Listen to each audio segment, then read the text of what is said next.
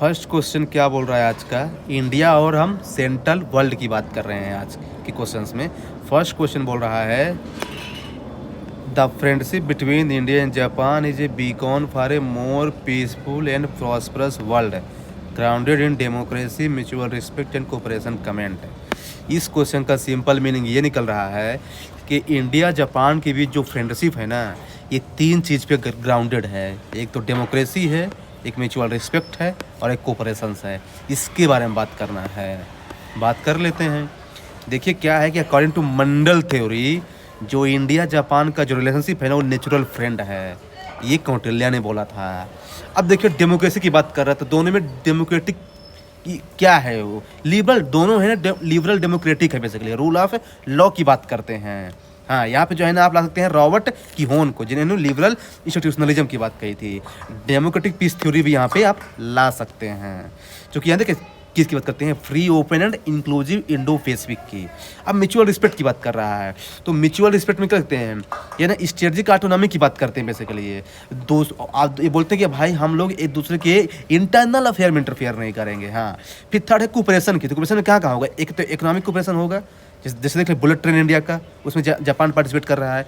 फिर स्ट्रेटजिक में दोनों का कॉमन एनिमी क्या है, चाइना, और फिर ग्लोबली भी तो है Asia Africa growth corridor.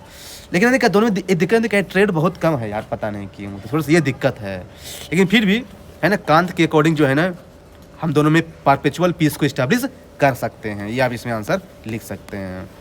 Second question है इंडिया चाइना के बीच जो है ना कन्फ्लिक्ट भी होता है और कोऑपरेशन भी होता है। तो देखिए, अब देखिए कन्फ्लिक्ट कहाँ होता है, कोऑपरेशन कहाँ होता है। देखिए अब जानते क्या है, आपको पता है कि जो इंडिया चाइना इनकी बस इकोनॉमिक कोऑपरेशन है, लेकिन स्ट्रेटजिक कन्फ्लिक्ट है, यानी सिक्योरिटी कन्फ्लिक्ट है। इसको बोलते हैं डुअल ट्रैक डिप्लोमेसी। ये मतलब रियलिस्टिक में कन्फ्लिक्ट है, लेकिन लिबरल में कोऑपरेशन है। डाल दीजिए आप कहाँ कहाँ होता है कन्फ्लिक्ट। एक तो बॉर्डर डिस्प्यूट है, देख लीजिए डोकलाम। फिर जो है ना ये बोलते हैं यहाँ पे मीर साइबर को ला सकते हैं कि ऑफेंसिव रिलीजन। देख लीजिए चाइना जो है ना BRI को ला रहा है, इंडिया जो है ना क्वेड को ला रहा है। चाइना जो है ना स्टिंग ऑफ पल्स को ला रहा है, और इंडिया जो है ना एक टेस्ट पॉलिसी को ला रहा है। ये जो है ना आप यहाँ पे ला सकते हैं। फिर पॉलिटिकल डिफरेंस भी तो है, इंडिया एक डेमोक्रेटिक है, चाइना एक अथॉरिटेरियन कंट्री है। तो ये तीन डिफरेंसेस थे। आप लिबरल वाला बात करते हैं जहाँ से कोऑपरेट करते हैं। एक तो इकोनॉमिक वाला है, दोनों आपस में कोऑपरेट करते हैं, ट्रेडिंग पार्टनर है।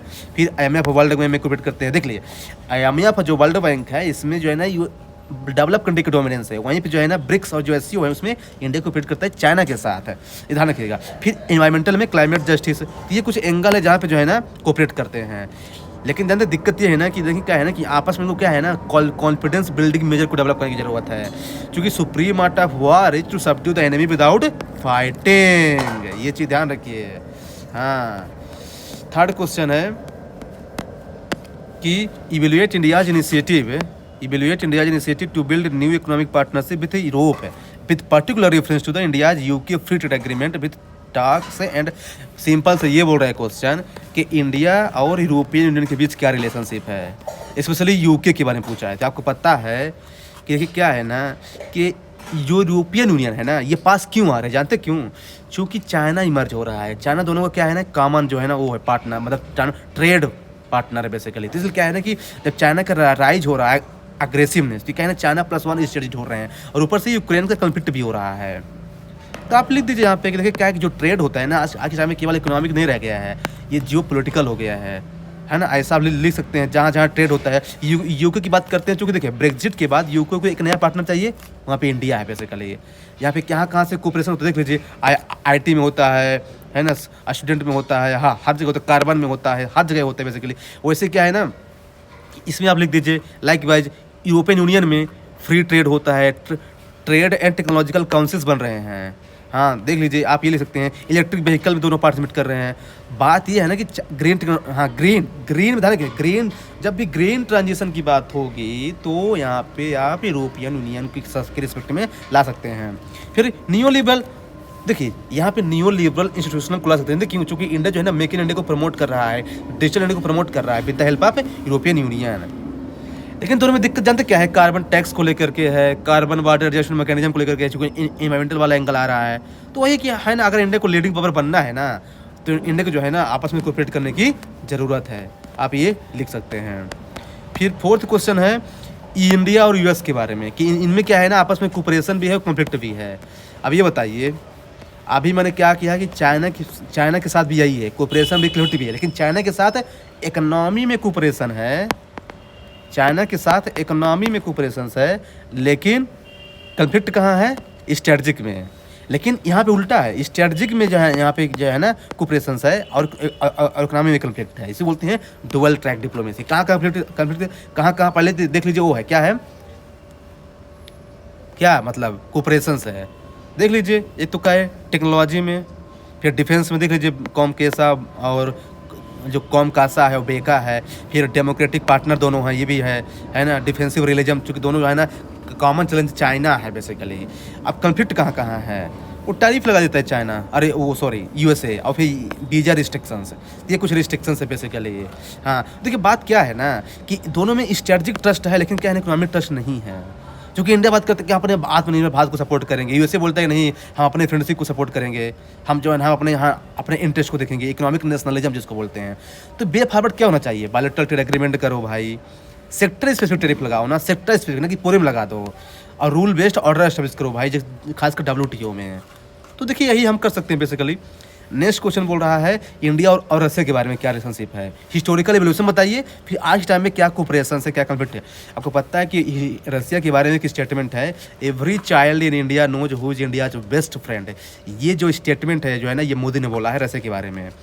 देखिए इंडिया जो है ना पहले आइडियोलॉजिकल अलाइनमेंट था, अब प्रैग्मेटिक पार्टनरशिप बन रहा है रशिया का with the changing world order basically. तो फर्स्ट फेज क्या है?